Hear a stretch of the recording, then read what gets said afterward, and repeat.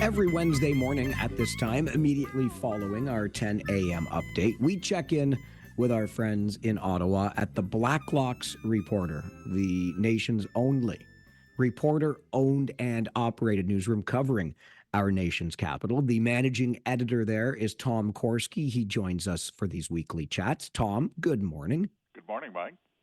We have a new leader of the federal NDP, Avi Lewis. Welcome aboard. He says that Canada, though, is dealing with a corrupt elite who are, quote, waging a war on working people. That's the campaign. His campaign slogan was "Tax the Rich." Well, we'll see. Mike, he raised a lot of money with that campaign pitch. He did, by New Democrat standards, really. $1.2 million. And a lot of that was $20, $50 at a time. That's pretty impressive fundraising. Over 10,000 donors to his campaign. And the campaign slogan was "Tax the Rich," and he unveiled a program that really goes back to his grandfather's day, when his grandfather, Davy, was leader of the New Democratic Party. For instance, he wants to bring back the inheritance tax. Parliament got rid of that in 1972. We don't have death duties or an inheritance tax in our country. Abbey wants to bring it back 45%. And so the campaign is "Tax the Rich," and he has said many, many times, I have to give Mr. Lewis, anyone would give him credit for being absolutely consistent. He's given the same speech for 20 years, that there's a corrupt elite that is preventing millions of Canadians from achieving their hopes and dreams, costing them money. He blames them for inflation, and he is going to be the one to take it on. Problem, he has to win a seat in Parliament first, Mike. That's a major hurdle. It certainly is. And not to pick a nit here, Tom, but isn't Mr. Lewis himself rather well off financially? I think the family, going back to his father, former United Nations, lived in Manhattan, former United Nations ambassador for Canada. We understand Mr. Lewis has enjoyed the experience of a private education. I think that's great.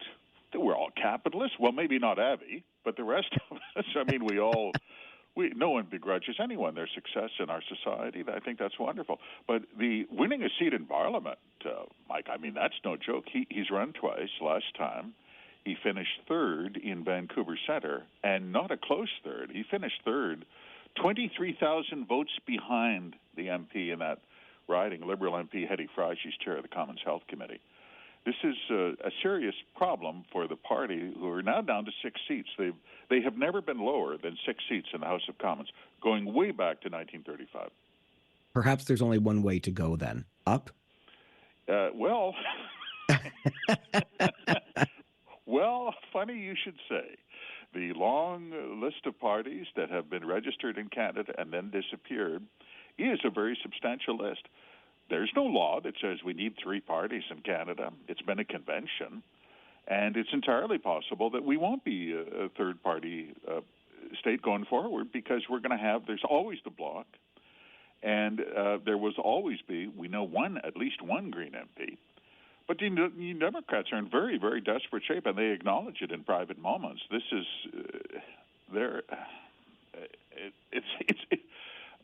Mike, the number of parties that have gone from official opposition to 6 seats in the House of Commons to come back, it's never happened before. Like, that speaks to a degree of, let's say, volatility in your support that is unprecedented. They're in very bad shape. That's a very good point, and some historical precedent there, perhaps, for sure. All right, Tom, we have reached our NATO commitment for defense spending. Good for us, $63.5 billion, that 2% commitment. But do we know where that money was spent, Tom? We actually don't. Isn't that interesting? The budget year just ended at midnight last night, March 31st. And the feds, in their filings with NATO, said our defense spending was $63 billion. Problem, there's no budget document that shows that. NATO, we checked. NATO says we don't verify. We assume we operate on the honor system. If Canada said they spend $63 billion to get to 2% of GDP for their NATO minimum target, good for you. but it doesn't appear in any budget document. We tried to access to information this. We saw there's some, as one MP put it, creative accounting. They included tree planting at military bases. They famously included the Coast Guard, which is completely unarmed, unlike other NATO countries' Coast Guards. As one MP, James Bazan from Manitoba, put it, the Coast Guard in our country can't even ticket you for a fishing violation. They have to bring in a fisheries officer. This is on the level. There was a deputy commissioner of the Coast Guard who testified at the Commons Defense Committee. He was asked, what happens if you see a Chinese warship coming off the coast? And he said, well, our operating assumption is that we leave. We run away. Of course, we can't mix it up. We don't even have sidearms. So there was some creative accounting. And then they get to do it all over again next year because there's a new budget year underway this morning. It'll never be dull, Mike. Tom, I could get creative with $63.5 billion, let me tell you. Well, there was I planted a tree here. There's a lifeboat there. I mean, they include pensions. Veterans' pensions is included in national defense spending. This is the complaint: is that there have been MPs and senators say, "Look, if you want to meet 2%, exactly what you said. Good for you, but it has to be about military preparedness and actual security. It can't be completely an exercise in creative accounting, because eventually that's going to catch up with you. Ask anyone who's ever tried it in the private sector." Amen to that. Okay, we have a renewed approach, Tom, to strengthen the CBC. Do tell. Unfortunately, it's secret. Come on, Tom, tell me all your secrets. It's true. The cabinet came up with a secret plan to save the CBC. We knew about it. We filed an access to information request for it. This was marked as secret. There's no embellishment here. It says right on it, secret, on the cover page. And it runs to 22 pages. And it is no less than, I quote it accurately, elements of a renewed approach to strengthen Canada's national public broadcaster and modernize the entire network. And 21 of the 22 pages are completely censored as cabinet confidences. Now, if you had a plan to save the CBC, why would you want to keep that secret from John Q. Sucker taxpayer, who, by the way, this year will pay $1.6 billion parliamentary grant to the CBC? That's a record. Why would you want it? Why is it a secret death ray that is going to solve all their problems? It sounds a little shaky, doesn't it? I don't want to be cynical. It sounds like tree planting for national defense. It sounds a little shaky.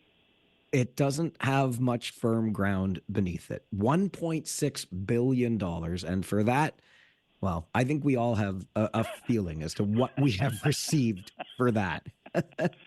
Okay, I need to check in on one more before I let you go today, because it's a beautiful, by the photographs I've seen, historic site in Saskatchewan dating back to the 19th century on our wonderful prairies.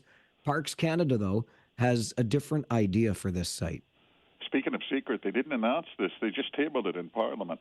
It's called the Motherwell National Historic Site. Anyone who's ever driven through Saskatchewan, it's northeast of Regina.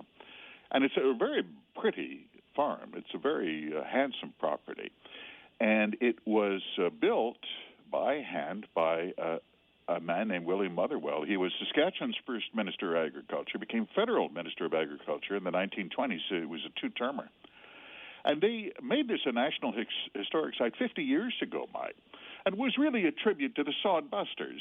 This was property that was settled by Mr. Motherwell in 1885. So really, this is before Saskatchewan was a province. Problem, not good enough for Parks Canada. So they came up with a report, and they want to turn this monument to prairie homesteaders and hard people in hard times. Look at what they built. They want to turn it into, instead of reimagining it, I quote them accurately, to speak to inequities on the prairies, really grievances, and in particular by Indigenous people and other colonial settlers.